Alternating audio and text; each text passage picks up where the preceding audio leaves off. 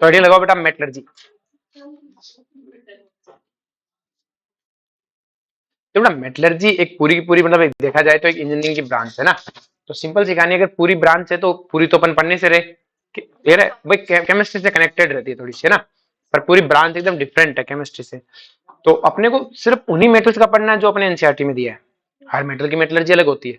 Metallurgy क्या है भाई, मेटल को प्यूरिफाई करने का तरीका। तो लेकिन हर मेटल की अलग अलग होती है। तो हमें सारी मेटल्स की पढ़ने की जरूरत है। हम पढ़ेंगे तो सब कुछ, लेकिन हम नियर बाय क्या रखेंगे, एनसीईआरटी के नियर बाय रहेंगे, उससे ज्यादा दूर नहीं जाएंगे। हमारे पास में तो सबसे पहला क्वेश्चन आता है कि मेटलर्जी है क्या चीज। तो देखो नहीं है क्या चीज, समझ लेते हैं, टॉपिक को समझने में अच्छा लगता है। क्लियर। तो देखो मेटलर्जी क्या है कि बेटा एक साइंस है ना, जिसमें हम क्या करें, मेटल का एक्सट्रैक्शन करते हैं। मेटल का क्या करते हैं, एक्सट्रैक्शन। लेकिन मेटल का एक्सट्रैक्शन करते समय इकोनॉमिकल वे होना चाहिए, सस्ता पड़ना चाहिए। क्या पड़ना चाहिए, सस्ता। अरे बात में सस्ता के मतलब ये नहीं कि 2 रुपए भाव मिल रहे हैं। भाई एक कोई मेथड 10 करोड़ का पड़ रहा है तो एक मेथड 8 करोड़ का ही पड़ना चाहिए।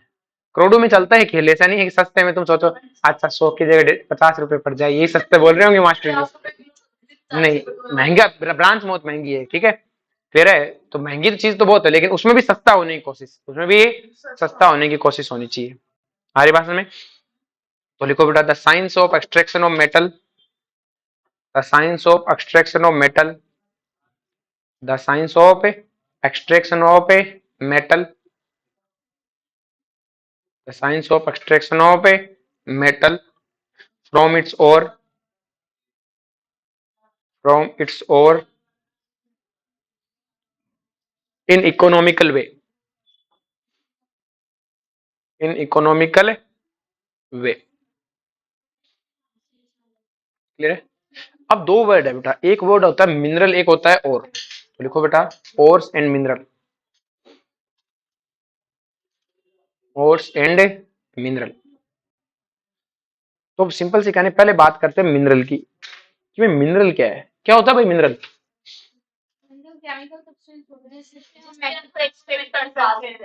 और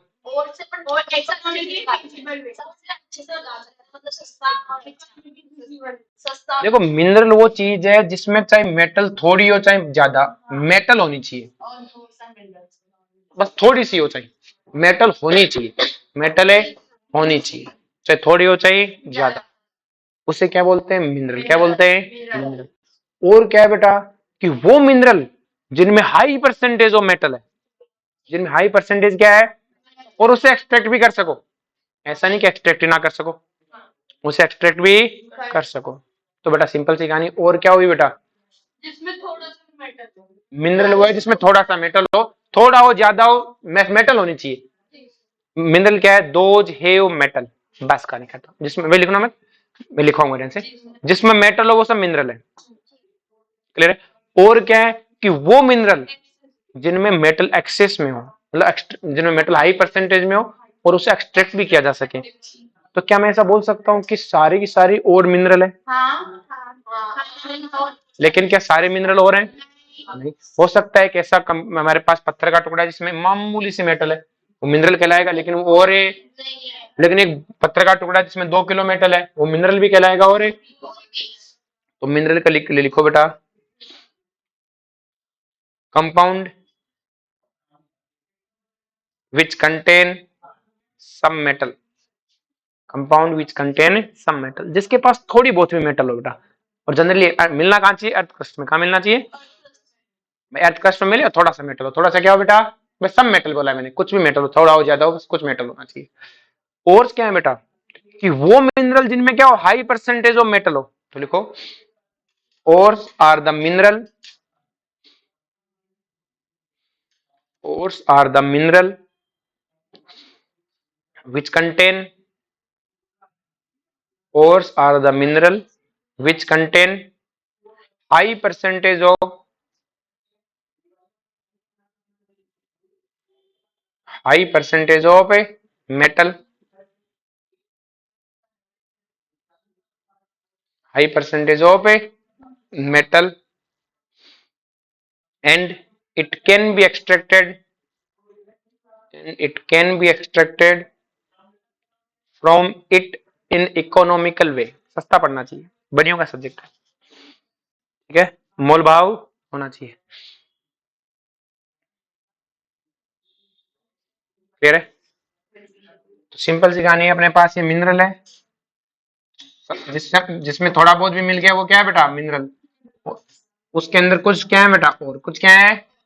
और। तो लिखो बेटा, और all ore are mineral, all ore are mineral, but reverse is not true, but reverse is a not true।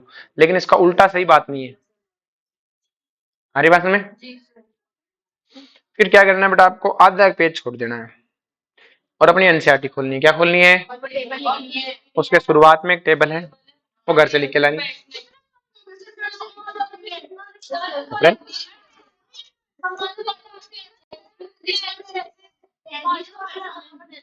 सुनो सुनो सुनो, है ना? अब ध्यान से सुनो, जो एनसीईआरटी है उसमें टेबल लिखनी है, आज नहीं परसों लिख के लानी है। वो कल।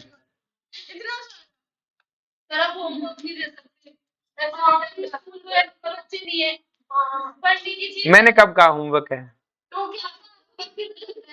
घर पे करके लाना, मैंने तो यूं कहा है। मुझे क्या पता, वो होमवर्क होता है, मुझे नहीं पता। मैं तो जानता हूँ कि वो घर से करके लाना, वो उसको होमवर्क कहते होंगे तुम्हारी भाषा में, हमारी भाषा में क्या कहते हैं? घर से करके लाना है। ना ना, मैं भाषा में देख के पहचान लूंगा, ठीक है ना? होशियारी ना हो जाए। नेक्स्ट लिखो बेटा। अब बेटा अपने पास जो और होती है बेटा, उसमें दो चीजें होती है। एक इसमें बेटा और में क्या होता है? एक अपना पास मेटल होगा, क्या होगा बेटा? मेटल। और में बेटा ढेर सारी इम्प्योरिटीज होंगी। ढेर सारी क्या होंगी बेटा? इन इम्प्योरिटी को क्या बोलते हैं बेटा? गेंगू। क्या बोलते हैं बेटा? ग्यू। तो इसको हम सीधा बोलते हैं गंगूबाई। क्लियर है? तो ये अब जो जो ये अपने पास होती क्या है बेटा? ये सिलिकेट या डस्ट पार्टिकल होते हैं। क्या होते हैं बेटा? सिलिकेट या डस्ट पार्टिकल। हमें क्या करना है? इन्हें हटाते रहना है कई तरीके से, धीमे धीमे धीमे धीमे हटाता है। ये अपने सॉल्यूशन से क्या हो जाने चाहिए? साफ हो जाने चाहिए। क्या हो जाने चाहिए? साफ। अपने सॉल्यूशन में रहने नहीं चाहिए भाई, अपना ये मोटो है। हमारी बात में तो लिखो बेटा सबसे पहले कि हमारे पास तीन तरह के मेटल्स होती हैं। सबसे पहले पॉइंट लिखना, highly reactive metal. Highly reactive metal. Highly reactive metal लिख लिया? हाईली रिएक्टिव मेटल्स में लिखो बेटा कि कौन सी मेटल हाईली रिएक्टिव है। तो group first and group second metal, मतलब alkaline and alkaline earth metal. Group first and group second metal, ये जनरली क्या होती है बोलते हैं बेटा? बहुत ही हाईली एक्टिव। तो इनके लिए कुछ नहीं करना, हम इलेक्ट्रोकेमिस्ट्री पढ़ के आए थे, इलेक्ट्रोलाइसिस करवा दो। जैसे NaCl का इलेक्ट्रोलाइसिस कराऊं तो मुझे कैथोड पे सोडियम प्लस सोडियम मिल जाएगा। बोलो मिल जाएगा नहीं मिल जाएगा? तो क्या लिखो?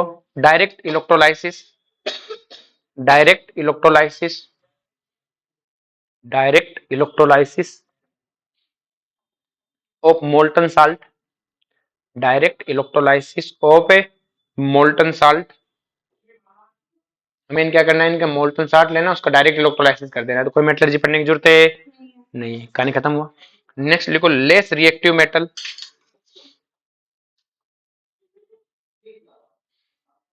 लेस्ट, लिस्ट लिख लो, लेस कीजिए, लिस्ट रिएक्टिव, लेस नहीं least reactive metal. Least reactive में जैसे अपने पास सिल्वर, गोल्ड, प्लेटिनम, इनको मोस्ट ऑफ जो इनकी और होती है ना, उसको हीट करते हैं। क्या करते हैं बेटा? हीट करके कर लेते हैं बाय हीटिंग। क्या लिख दो? By heating. हीट वीट करो, कहानी खत्म। ज्यादा कुछ नहीं करना, थोड़ी बहुत करना है तो लीचिंग पिचिंग करनी होती है, ज्यादा कुछ नहीं करना होता, ठीक है? नेक्स्ट लिखो बेटा मॉडरेट रिएक्टिव मेटल। अब बच की जो मेटल क्या है हमारे पास? मॉडरेट। क्या है बेटा? और हमें जो मेटलर्जी पढ़नी है ना, वो मॉडरेट वालों की पढ़नी है। किनकी पढ़नी है? मॉडरेट वालों की। तो मॉडरेट वालों का करना क्या है कि इनका ऑक्साइड होना चाहिए। पहली बात क्या होना चाहिए? और ऑक्साइड का रिड्यूस करना है। क्या करना है? तो लिखो reduction of, reduction of their oxide, reduction of their oxide. Next heading लगाओ बेटा, process of extraction of metal, process of extraction of a metal, process of extraction of a metal, और ब्रैकेट में लिख देना मॉडरेट मेटल। कौन से metal के लिए करना है बेटा? मॉडरेट के लिए करना है। मोस्ट ऑफ मॉडरेट के लिए एक आधा इनके लिए भी पढ़ लेंगे। अब हमारे पास करने के 4 तरीके हैं बेटा। कितने तरीके हैं? 4। सबसे पहले तो हम क्या करेंगे बेटा, इन मेटल्स को धोएंगे, जो इनकी ओर है उसको क्या करेंगे बेटा? धोएंगे। धो लिया। धोने के बाद में उनका ऑक्साइड बनाएंगे। क्या बनाएंगे? उन ऑक्साइड को क्या करेंगे? रिड्यूस करते मेटल मिल जाएगा, और उस मेटल को और प्योर करेंगे, उसमें कोई साफ सफाई और करेंगे, फिनिशिंग टच। बोलो कोई दिक्कत है? रिफाइनिंग। बोलो कोई दिक्कत है? तो सबसे पहले पढ़ेंगे धोने का मेथड। क्या पढ़ेंगे बेटा? उस धोने के मेथड का नाम है कंसंट्रेशन ऑफ ओर। तो सबसे पहले लिखो concentration of ore. Concentration of ore के भी 4 मेथड है। कितने मेथड है? 4। Concentration of ore. तो कंसंट्रेशन ऑफ ओर क्या होता है कि हमने क्या करना है, ओर के अंदर जो ये गेंग्यू पार्टिकल है, जो सिलिकेट डस्ट है, उन्हें हटानी है। उन्हें क्या करनी है? हटानी है। मोस्टली क्या करना है? सिलिकेट विलिकेट की डस्ट ऐसे हटा दो। तो लिखो the separation of ore, the separation of ore from unwanted silicate and dust particle.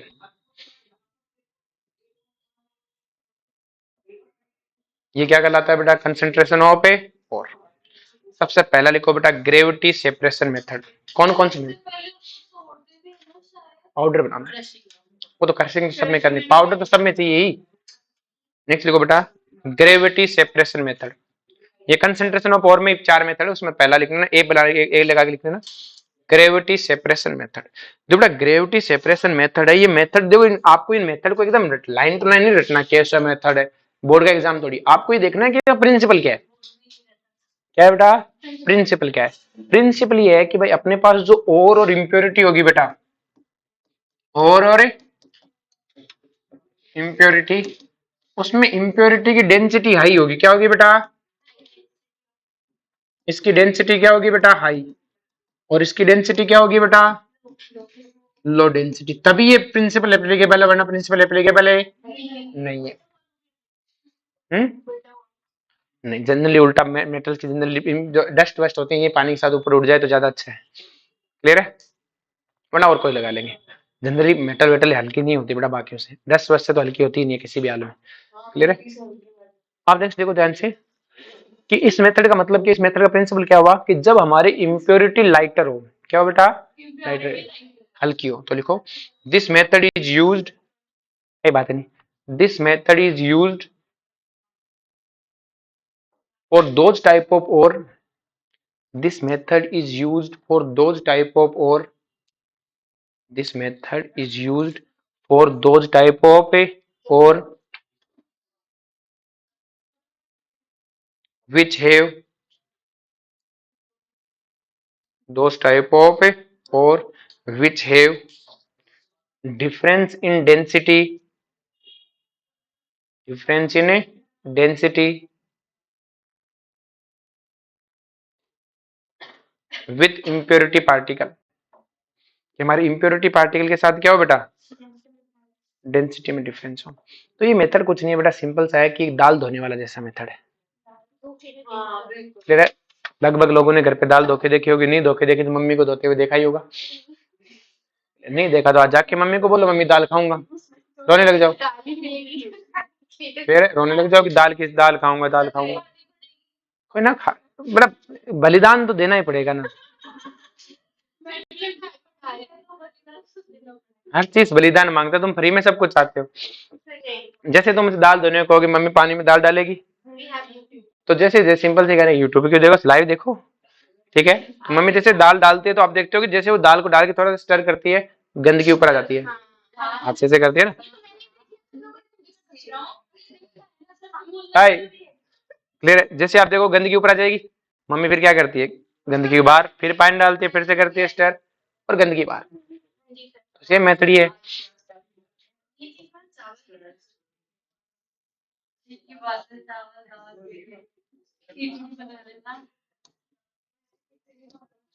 हमने क्या किया बेटा, यहाँ पे हमारी और किस में बेटा? पाउडर फॉर्म में। किस में बेटा? पाउडर फॉर्म में। क्लियर है? हमने इसमें क्या डाला बेटा? पानी। क्या डाला बेटा? पानी।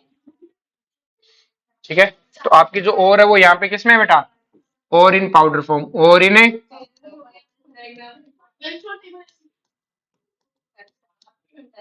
आ जाने दे बेटा। ऊपर से पानी डाला बेटा, तो जब पानी आएगा तो पानी क्या करेगा बेटा? अपने साथ यहाँ भरेगा थोड़ी देर में, और अपने साथ गंदगी को बहा के ले जाएगा बेटा।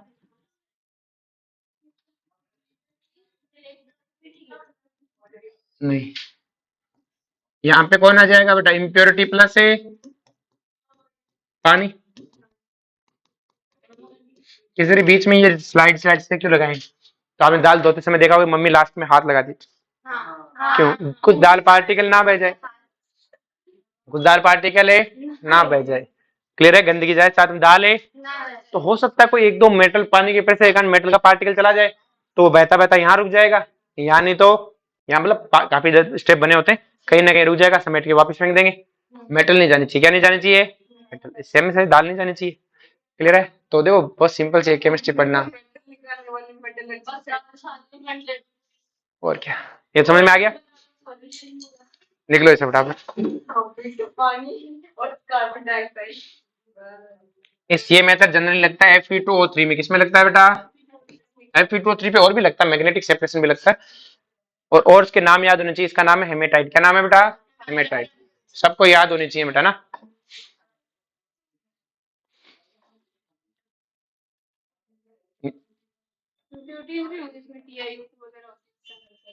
हाँ वो याद करते जाओ।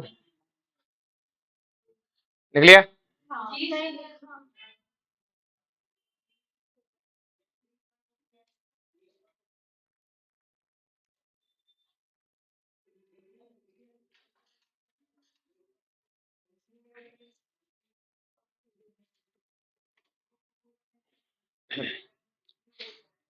नेक्स्ट लिखो बेटा।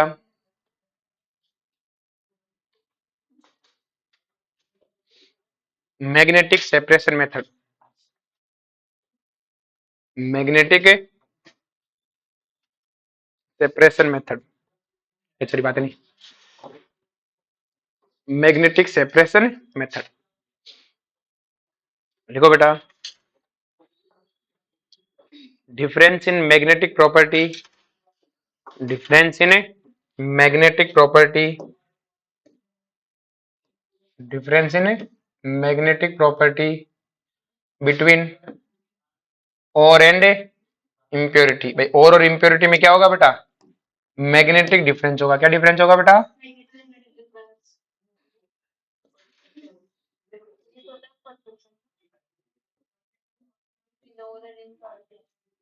निकल गया?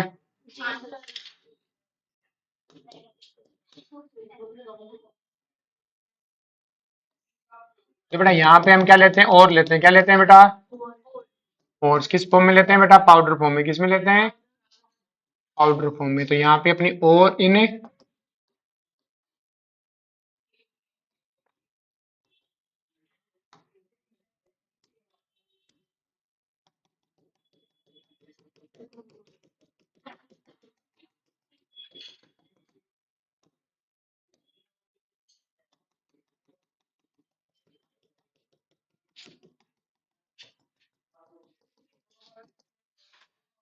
नेक्स्ट देखो,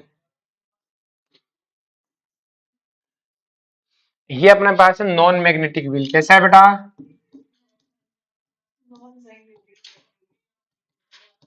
और ये कैसा है बेटा? Magnetic wheel. तो बेटा नॉन मैग्नेटिक और मैग्नेटिक व्हील से क्या है? इस पे तो कुछ फर्क नहीं पड़ता, तो घूम रहा है बेटा। ये हमारे पास क्या है बेटा? लेदर का बेल्ट होता है जो घूमता रहता है। अब जैसे हमने बेटा यहाँ से और डाला और पाउडर फॉर्म में, तो हमें पता है कोई एक जरूरी नहीं और मैग्नेटिक प्रॉपर्टी दिखाई, इंप्योरिटी भी एक मैग्नेटिक प्रॉपर्टी दिखा सकती है। तो जिसके पास मैग्नेटिक प्रॉपर्टी होगी वो आके इस व्हील पे चिपक जाएगा, और जिसके पास नहीं होगी वो तो इसे व्हील को घूमेगा, आगे गिरने लग जाएगा। और वो व्हील पे चिपक जाएगा तो व्हील के साथ साथ आगे बढ़ेगा। जब कन्वेंशनल बेल्ट व्हील को क्रॉस करेगा तो नीचे गिरने लग जाएगा। तो जो इसमें गिरेगा वो कौन होगा बेटा? नॉन मैग्नेटिक वाला। नहीं जरूरी नहीं इंप्योरिटी हो, जिसके पास नॉन मैग्नेटिक प्रॉपर्टी होगी, चाहे इंप्योरिटी हो चाहे जो भी हो। और इसमें कौन होगा बेटा? बोलो कोई दिक्कत है? आसान है, आगे चले।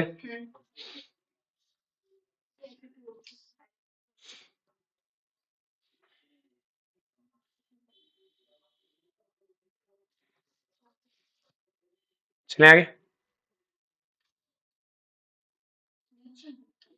नेक्स्ट लिखो बेटा फ्रोथ फ्लोटेशन मेथड। देखो फ्रोथ फ्लोटेशन मेथड।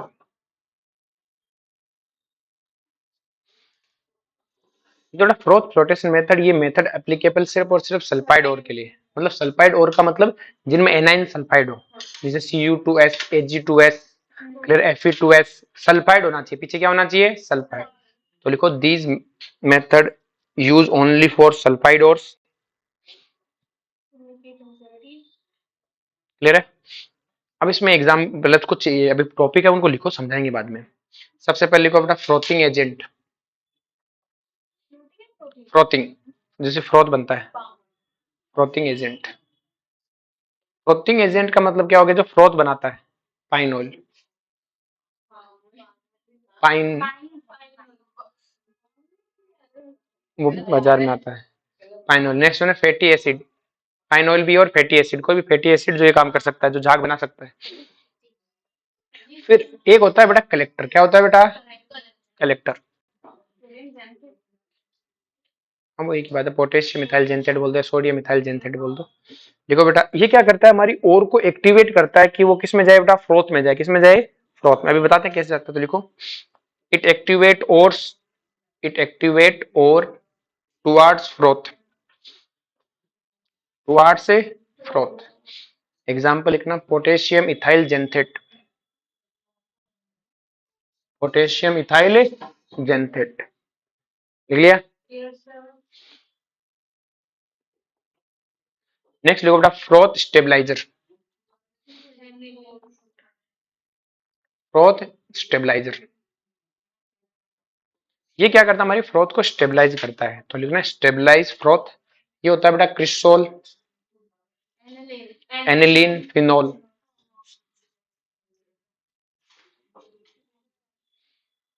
लिख लिया। नेक्स्ट हेडिंग लगाओ बेटा प्रिंसिपल, कि भाई इसका प्रिंसिपल क्या है, वो आगे आएगा बेटा भी नहीं। नेक्स्ट लिखो बेटा प्रिंसिपल। क्या है बेटा, प्रिंसिपल। प्रिंसिपल क्या है बेटा, कि जो हमारी ओर है ना बेटा, वो तो वेटेबल मतलब क्या होता है, भीगना। तो जो ओर है वो तो पाइन ऑयल में भीगती है, और इम्प्योरिटी पानी में जाती है। किसमें जाती है, तो लिखो difference in, difference in wettable quality, difference in wettable quality between ore and impurity. और किससे वेटेबल है बेटा,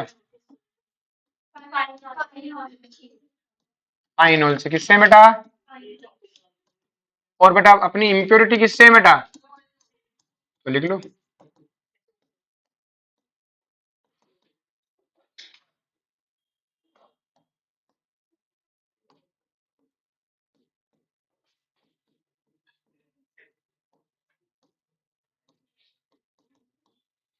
क्लियर है। आप समझते हैं क्या चीज है ये,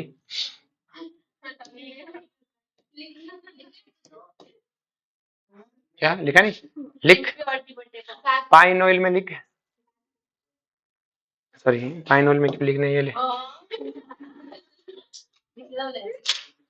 लिख ले फटाफट लिख ले।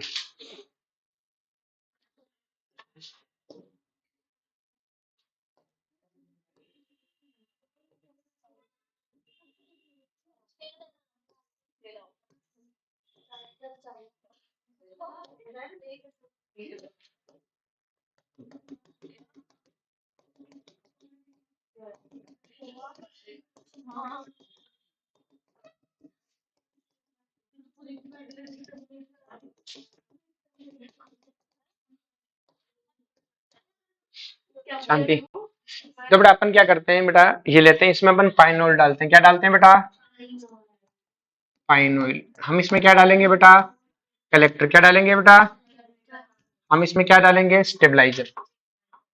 ये सारी चीजें हम इसमें ऐड कर देंगे बेटा, स्टेबलाइजर, कलेक्टर, पाइन ऑयल जो भी लिखा है वो सब इसमें अंदर डाल देते हैं। फिर हम इसमें और डालते हैं पाउडर फॉर्म में। किसमें डालते हैं, और डालते हैं इसके अंदर पाउडर फॉर्म में।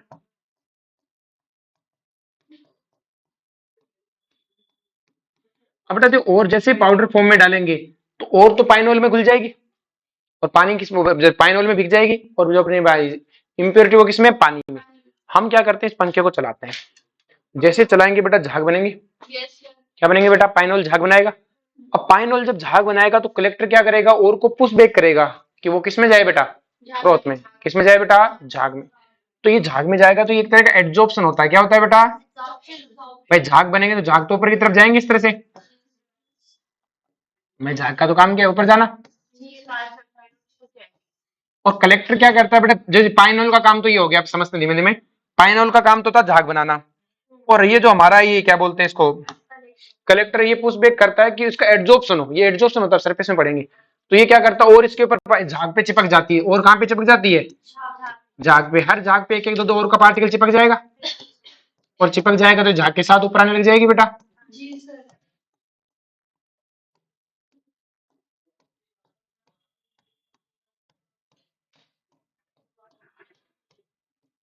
धीमे धीमे धीमे धीमे मेरे सारी और कहां आने लग जाएगी, ऊपर। और इम्प्योरिटी कहां रह जाएगी बेटा, नीचे। बोलो कोई दिक्कत है इसमें। अब धीमे धीमे सारे के सारे झाग ऊपर आएंगे, तो ये जो झाग है ये क्या है बेटा, ऑयल ड्रॉपलेट है एक तरह की। हेव मेटल और मेटल और पार्टिकल, हेव और पार्टिकल। इसके पास क्या है बेटा, और पार्टिकल है। क्या है बेटा, हमने इसको बाहर निकाला, तो बाहर निकाला तो अपने पास क्या है बेटा, सारे झाग को इकट्ठा किया तो ऑयल ड्रॉपलेट अपने पास में क्या है बेटा, ऑयल ड्रॉपलेट प्लस, और हमने इसको हीट किया। क्या किया बेटा, क्या बेटा, उनका झाग को ऑयल ड्रॉपलेट बोल दिया ना। क्या बोल दिया, ऑयल ड्रॉपलेट। झाग ही तो है किसके बेटा, पाइनॉल के तो ऑयल की झाग होगा ना। क्लियर है, बाहर आएंगे तो झाग वापिस जब होगा तो ऑयल के तो है। तो जैसे इसको मैंने बोल दिया ऑयल ड्रॉपलेट, क्या बोल दिया, ऑयल। जब इसको हीट करूंगा तो भाग जाएगा, और बच क्या जाएगा, और इम्प्योरिटी सारी की सारी कहां रह गई, नीचे। हमसे क्वेश्चन क्या पूछेगा, ये थोड़ी पूछना है डायग्राम में। हमसे क्वेश्चन पूछना है कि कलेक्टर कौन है, स्टेबलाइजर कौन है, क्रॉस जनरेटर कौन है, नेक्स्ट वन प्रिंसिपल क्या है। बस पढ़ते समय ऐसे याद रखना है। प्रिंसिपल ये एडी डायग्राम में मास्टर ने और क्या मस्त बताया, मास्टर ने कहा था पंखा घूमेगा, क्या मतलब ऐसे लिखवा दिएगा। क्लियर है, बोलो कोई दिक्कत है इसमें, समझ में आ गया ये। नेक्स्ट देखो बड़ा ध्यान से, चले। नेक्स्ट अपने पास की सर, ये तो हमें समझ में आ गया। अब नेक्स्ट हेडिंग लगाओ बेटा, differential froth flotation. Differential froth flotation, differential froth flotation. तो बेटा डिफरेंशियल फ्रोथ फ्लोटेशन से पहले अपन एक चीज पढ़ते हैं जिसका नाम होता है एसोसिएट और। मतलब इसको हेडिंग लगा के नीचे लिखना, एसोसिएटेड और। एसोसिएटेड और का मतलब क्या हो गया कि ऐसी और जो एक साथ दो मेटल रखती हो। इसे दो मेटल तो बहुत सारे रख लेंगे, अरे दो मेटल नहीं, मतलब इसी ओर से जिंक निकलेगा, इसी से लेड निकलेगा। मतलब ऐसी और जो दोनों का हाई परसेंटेज रखती है। जैसे एक और है जो जिंक सल्फाइड और पीबीएस दोनों को रखती है। अगर ये 1-2% होता तो इंप्योरिटी हो जाता, लेकिन इसी से जिंक सल्फाइड मिलता है, इसी से पीबीएस। ऐसी और जो एक साथ दो मेटल की और हो, जिंक सल्फाइड की भी और यही है, पीबी की भी और है, यही है भाई। जैसे कॉपर की अगर हम और लेते हैं Cu2S, तो उसमें थोड़ा सा आयरन होता है, लेकिन ये बहुत थोड़ा सा होता है, तो ये इंप्योरिटी हो जाता है। क्या हो जाता है, तो ये एसोसिएट और है, नहीं है, ये इंप्योरिटी हो जाती है। क्या हो जाती है, कॉपर की ओर में से आयरन की ओर, और आयरन को मेटलर्जी नहीं की जाती, वो तो इंप्योरिटी, वहां पे क्या है, इंप्योरिटी। लेकिन ऐसी और जिसमें दो मेटल का परसेंटेज हाई हो, वो एसोसिएट और है। ध्यान से समझना, एसोसिएट और अब बच्चा के एग्जाम आ जाए Cu2S भी, FeS भी, इसमें तुमको सर ये भी एसोसिएट है, इसमें भी दो मेटल है ना, ये यहाँ बहुत कम परसेंटेज में है, तो ये इंप्योरिटी। ये क्या है, दोनों का हाई परसेंटेज हो, दोनों का ही क्या हो, तो लिखो ore which contain two metal in high percentage,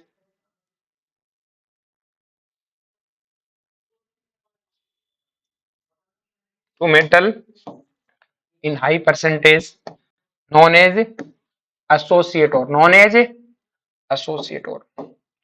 अब समस्या क्या है कि बेटा अगर मैं जिंक सल्फाइड और पीबीएस को डालूं तो दोनों के दोनों एक साथ ऊपर आ जाएंगे। तो जिंक सल्फाइड के लिए पीबीएस इंप्योरिटी है और पीबीएस के लिए क्या दोनों अलग हो पाएंगे? जबकि बात तो अलग करने की हुई थी इम्प्योरिटी को। समझ सके, दोनों साथ आएंगे बाहर। अब हमें क्या करना है, इन्हें डिफ्रेंशिएट करना है। क्या करना है बेटा? इसलिए नाम क्या हो गया बेटा? Differential froth flotation. तो डिफरेंशियल फ्रॉथ फ्लोटेशन में क्या है कि सिंपल सी कहानी, जैसे सिंपल सी कहानी है कि अपने को किन दो को अलग करना है। तो में से खाना ज्यादा कौन खाता है? तो ज्यादा खाती है। ठीक है, ये दोनों साथ रहती है। दोनों क्या रहती है बेटा? साथ। जब भी निकलो ऐसे साथ जाती है, साथ आती है। हमें इन्हें अलग करना, हम चाहते हैं क्लास से दोनों एक साथ ना जाए। तो अपने क्या किया, यहाँ पे खाने की प्लेट लगा दी। तो ये छोरी क्लास छूटते ही चरने लग गई, वो उठ के चली गई। जब हमें लग गया ना वो घर पहुंच गई, तब मैंने प्लेट छीन ली, ये भी चली जाएगी। क्लियर है? क्या दोनों अलग अलग हो गई कि नहीं होगी? किस तरह? तो दोनों अलग अलग हो गई। तो सिंपल सी कहानी, हमें क्या करना पड़ेगा, हमें यहाँ पे खाना वाना खेल नहीं, हमें एक को डिप्रेशन में लाना पड़ेगा। हमें एक को क्या लाना पड़ेगा? डिप्रेशन में, क्योंकि दोनों की दोनों पाइन ऑयल में घुलती है। हमने क्या किया बेटा कि जो पीबीएस जेडएनएस है उसमें हम NaCN डालते हैं। क्या डालते हैं? ये NaCN क्या करता है? जेडएनएस से रिएक्शन करता है। क्या करता है? और उसको बना देता है ZnCN4। क्या बना देता है? Plus Na2S plus Na। अब क्या ये सल्फाइड और है क्या? तो जिंक सल्फाइड के साथ NaCN ने रिएक्शन की और उससे क्या कर दिया? NaCN4। ये क्या हो गया? Wettable in water. Wettable in water. तो हमने इसको डिप्रेशन में ला दिया। हमने कहा तू नहीं जा सकता, तू नहीं जा सकता, तू जा ही नहीं सकता, मतलब इसको एक तरह से डिप्रेशन में ला दो, ताकि किस में ना जाए बेटा? पाइन ऑयल में ना जाए। अभी डिप्रेशन में आ गया, ये कहता है यार मैं तो किसी काम का नहीं हूँ। ZnCN4 बन गया, ZnCN4 बन गया। अब मैं क्या नहीं बन सकता? मैं पाइन ऑयल में। अब अगर मैं फ्लोथ फ्लोटेशन कराऊं NaCN डालने के बाद, तो क्या फ्लोथ में सिर्फ पीबीएस बाहर आएगा? कौन बाहर आएगा? तो पीबीएस बाहर क्यों आया? क्योंकि NaCN ने जिंक को क्या कर दिया? डिप्रेशन में ला दिया। क्या ला दिया? ये क्या हो गया? डिप्रेशन। क्या हो गया? डिप्रेशन। बोलो कोई दिक्कत है? अबे कुछ नहीं, बॉलीवुड वाले यहीं से मरते रहते हैं, उनकी क्या मतलब है?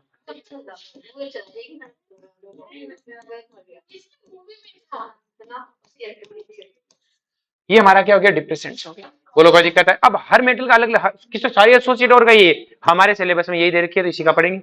तो हमने सुन ले, सॉरी, NaCN डाला। अब ये तो डिप्रेशन में आ गया, ये तो पानी में घुल गया। अब पीबीएस किसमें है बेटा? पाइन ऑयल में। अब जो फ्रोथ आएगा तो पीबीएस आता गया। जब हमें लगा कि खाली झाग आने लग गए, तब हम क्या करते हैं बेटा? इसमें CuSO4 डाल देते हैं। क्या डाल देते हैं? और CuSO4 इससे रिएक्शन करके इसको फिर से ZnS में ला देता है। क्या ला देता है? तो इसे हम बोलते हैं एक्टिवेटर। क्या बोलते हैं? या इसे ऑक्सीडाइजर भी बोलते हैं और एक्टिवेटर भी बोलते हैं। एक्टिवेटर या, बोलो कोई दिक्कत है? कौन सा? वीक स्ट्रॉन्ग होना चाहिए, वीक तो टूट नहीं सकता। क्लियर? स्टेबिलिटी पे डिपेंड है। इलेक्ट्रोलाइसिस वाइसिस नहीं करते, रिएक्शन करके वापस तो टूटते ही। जैसे NiCO4 है, बनता है, टूटता भी है। क्लियर है? लेकिन कोऑर्डिनेट कंपाउंड ऐसे नॉर्मली नहीं टूटते। जो ना आयनिक आयनिक की रिएक्शन होती है, साल्ट की रिएक्शन नहीं देते। जो साल्ट रिएक्शन देता है ना, आयन एक्सचेंज वाली रिएक्शन, ऐसे रिएक्शन नहीं देते। बाकी एक्सचेंज तो होते ही, रिएक्शन सब देते हैं। लेकिन ये जो साल्ट वाला रिएक्शन होता है, पानी में डालने पे NaCl अलग हो जाता है। NaCl में अगर हम AgNO3 डालते हैं, तो जो आयन एक्सचेंज की रिएक्शन तुम बचपन में 9th 10th क्लास में पढ़ते थे, NaNO3 plus AgCl, displacement reaction, ऐसी रिएक्शन है साल्ट, ये कोऑर्डिनेट कंपाउंड अंदर वाला नहीं देता है। आगे बाकी रिएक्शन तो करते हैं। क्योंकि सर वो होती तो बैलेंस ही है ना, बस कोई दूसरा आगे पानी में नहीं टूटती। किसमें नहीं टूटती? पानी में। क्लियर? आयन एक्सचेंज में ये secondary valence primary valence exchange होती है। अब हमने इसमें ZnS आ गया। अब जैसे ZnS आया तो ZnS वापस एक्टिव हो गया। अब मैं पाइनोल में घुलूंगा, और ये जब वापस किसमें हो गया बेटा? वेटाबिलिन पाइनोल हो गया बेटा। और अगर ये वेटाबिलिन पाइनोल हो गया तो क्या होगा बेटा? अब ये फ्रोथ में आ जाएगा। किसमें आ जाएगा बेटा? फ्रोथ में। तो बाद में लग गया। तो दोनों अलग अलग टाइम पे आए, इसलिए इसको बोलते हैं डिफरेंशियल फ्रोथ फ्लोटेशन। हमसे क्या पूछेगा? डिप्रेसेंट का नाम बताओ, एक्टिवेटर का नाम बताओ, एसोसिएटर का नाम बताओ। मेथड कौन सा है? Differential froth flotation. और कुछ नहीं पूछना। समझा?